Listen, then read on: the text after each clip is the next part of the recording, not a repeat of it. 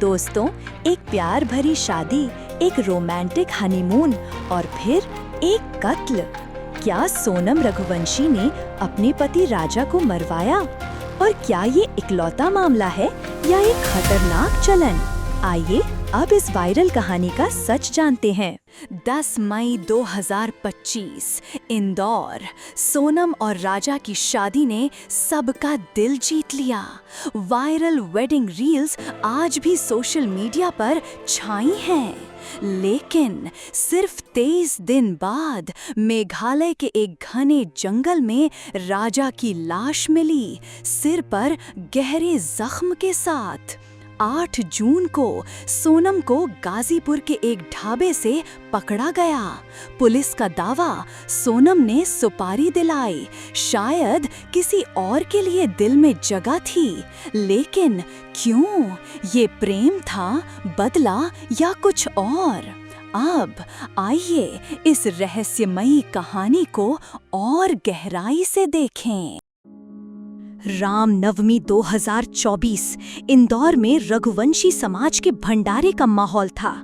इसी दिन समाज की परंपरा के तहत शादी योग्य लड़के लड़कियों के नाम रजिस्टर में लिखे गए। सोनम के परिवार ने राजा रघुवंशी का नाम देखा। एक साधारण सा लड़का, इंदौर में ही रहने वाला और एक छोटा सा बिजनेस चलाने वाला। परिवार को राजा पसंद आया और जल्दी ही दोनों की सगाई पक्की हो गई। लेकिन राजा को शुरू से ही एक बात खटक रही थी। सोनम उससे ज्यादा बात करने में रुचि नहीं दिखाती थी। उसने अपनी माँ से कहा, मम्मी, सोनम को मुझ में दिलचस्पी नहीं लगती, वो मुझसे दूर दूर रहती है। माँ ने इसे नजरअंदाज कर दिया, सोचा कि शायद शादी के बाद सब ठीक हो जाएगा। 10 मई 2025 को दोनों की धूमधाम से शादी हुई। शादी के बाद राजा हनीमून के लिए कश्मीर जाने का सपना देख रहा था। उसने सोनम से कहा कि चलो पहलगाम चलते हैं, वहाँ की वादियाँ देखते हैं। लेकिन सोनम ने उसकी बात को अनसुना कर दिया और बिना पूछे मेघालय के टिकट बुक कर लिए। राजा हैरान था। उसने अपनी माँ से फोन पर कहा, सोनम ने अचानक मेघालय के टिकट कर दिए, मुझे तो कुछ समझ ही नहीं आया। 20 मई को दोनों बैंगलोर से कनेक्टिंग फ्लाइट लेकर गुवाहाटी पहुंचे। वहां मां कामाख्या मंदिर के दर्शन किए और फिर 22 मई को शिलांग के लिए निकल गए। शिलांग पहुंचकर चेरापूंजी के पास एक होमस्टे में चेक इन किया। उसी दिन स्कूटी रेंट करके आसपास घूमने भी गए। लेकिन फिर आया 23 मई का दिन। सुबह 5:30 बजे दोनों ने होमस्टे से चेकआउट किया। इतनी सुबह की होमस्टे का मालिक भी हैरान रह गया। वो एक खतरनाक वाटरफॉल देखने निकले जो चेरापूंजी से 330 किलोमीटर दूर था। उस इलाके में कर्फ्यू लगा हुआ था, रास्ता टेढ़ा मेढ़ा और जोखिम भरा। दोपहर 1:30 बजे सोनम ने राजा की माँ को फोन पर बताया, हम एक वाटरफॉल के पास हैं, यहाँ खड़ी चढ़ाई है, हम एक कैफे में रुके हैं। लेकिन दोपहर 2 बजे राजा का फोन स्विच ऑफ हो गया, सोनम का फोन भी बंद। परिवार ने बार बार कॉल किया लेकिन कोई जवाब नहीं। पहाड़ी इलाका होने की वजह से पहले तो परिवार ने सोचा कि शायद नेटवर्क की दिक्कत है, लेकिन जैसे जैसे समय बीता उनकी बेचैनी बढ़ती गई। 24 मई को राजा के बड़े भाई अजय रघुवंशी ने मेघालय पुलिस में शिकायत दर्ज की, क्योंकि राजा और सोनम दोनों से 23 मई की दोपहर के बाद से कोई संपर्क नहीं हो पा रहा था। परिवार की चिंता को देखते हुए मेघालय पुलिस ने तुरंत state disaster relief force SDRF और इंटेलिजेंस यूनिट को सर्च ऑपरेशन में लगाया। पुलिस ने सबसे पहले राजा और सोनम की आखिरी लोकेशन चेरापूंजी के पास के उस वाटरफॉल क्षेत्र को खंगाला जहां कर्फ्यू के बावजूद वो गए थे। जांच के दौरान 25 मई को एक किराए की स्कूटी लावारिस हालत में मिली जो राजा और सोनम ने शिलांग में रेंट की थी। स्कूटी एक सुनसान रास्ते पर पड़ी थी जिसके टायर पंक्चर थे और उसमें कोई सामान नहीं था। स्कूटी के मालिक ने बताया कि उसने 22 मई को ये स्कूटी एक नव विवाहित जोड़े को दी थी, लेकिन वो इसे वापस करने नहीं आए। इस सुराग ने पुलिस को और सक्रिय कर दिया। पुलिस ने इलाके के स्थानीय लोगों से पूछताछ शुरू की। एक स्थानीय गाइड जो चेरापूंजी में टूरिस्ट्स को गाइड करता था सामने आया। उसने बताया कि उसने 23 मई की सुबह एक जोड़े को देखा था जो सोनम और राजा थे। गाइड ने अपनी सर्विस ऑफर की थी लेकिन उन्होंने मना कर दिया। गाइड की बात ने पुलिस को चौंका दिया। उसने कहा उनके साथ 3 और लोग थे जो हिंदी में बात कर रहे थे, लेकिन उनकी बोली से साफ था कि वो मेघालय के लोकल नहीं थे। मेघालय जैसे इलाके में जहां ज्यादातर लोग खासी या अंग्रेजी बोलते हैं, हिंदी बोलने वाले 3 अजनबी लोगों का वहां होना संदेहास्पद था। गाइड ने ये भी बताया कि वो तीनों राजा के साथ आगे आगे चल रहे थे, जबकि सोनम थोड़ा पीछे थी। जांच आगे बढ़ी लेकिन भारी बारिश ने सर्च ऑपरेशन को कई बार रोक दिया।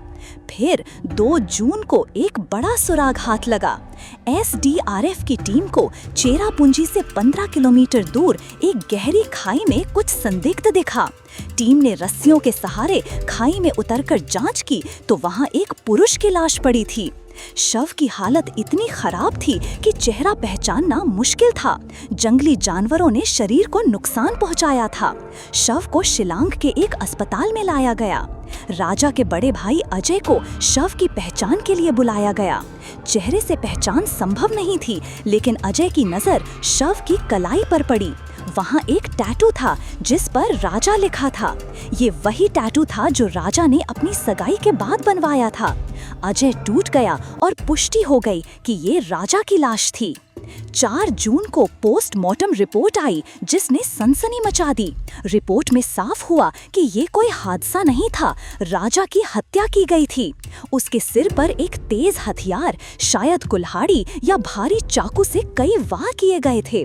शरीर पर रक्षात्मक घाव भी थे जो बताते थे कि राजा ने हमलावरों से बचने की कोशिश की थी।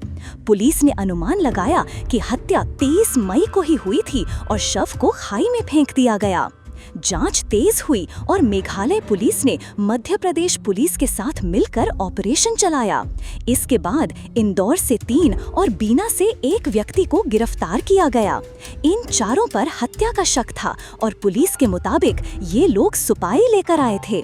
ताज़ा अपडेट ये है कि 10 जून 2025 को पुलिस ने सोनम रघुवंशी को गाजीपुर के एक ढाबे से गिरफ्तार कर लिया।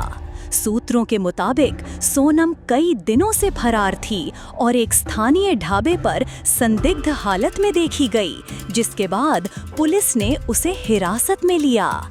लेकिन सवाल अब भी बाकी है, इस साजिश का मास्टरमाइंड कौन था? क्या सोनम ही इस कत्ल की मुख्य साजिश करता है? ये इकलौता केस नहीं। दिसंबर 2024 बेंगलुरु, इंजीनियर अतुल सुभाष ने आत्महत्या की, अपनी पत्नी निकिता सिंघानिया और उसके परिवार पर इल्जाम लगाते हुए। 24 पेज के सुसाइड नोट और 90 मिनट के वीडियो में अतुल ने कहा निकिता ने 3 करोड़ रुपए मांगे, उस पर झूठे केस थोपे। निकिता और उसके परिवार को गिरफ्तार किया गया, पर जनवरी 2025 में बेल मिल गई। मार्च 2025 मेरठ, मुस्कान रस्तोगी ने लवर साहिल शुक्ला के साथ पति सौरभ राजपूत का कत्ल किया। सौरभ मर्चेंट नेवी ऑफिसर अपनी बेटी के बर्थडे पर घर आया था।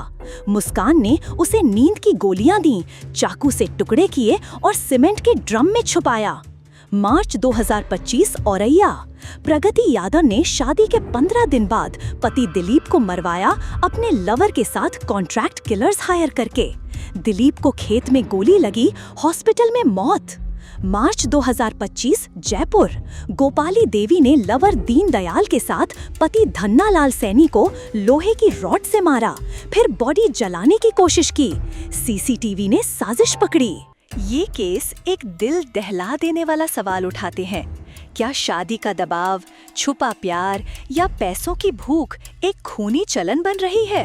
राजा की माँ का एक ही सवाल, मेरे बेटे ने क्या किया था? मुस्कान, प्रगति, गोपाली, निकिता, ये नाम एक पैटर्न दिखाते हैं। क्या ये नई सोच देश को हिला रही है? आप क्या सोचते हैं? कमेंट में बताएं।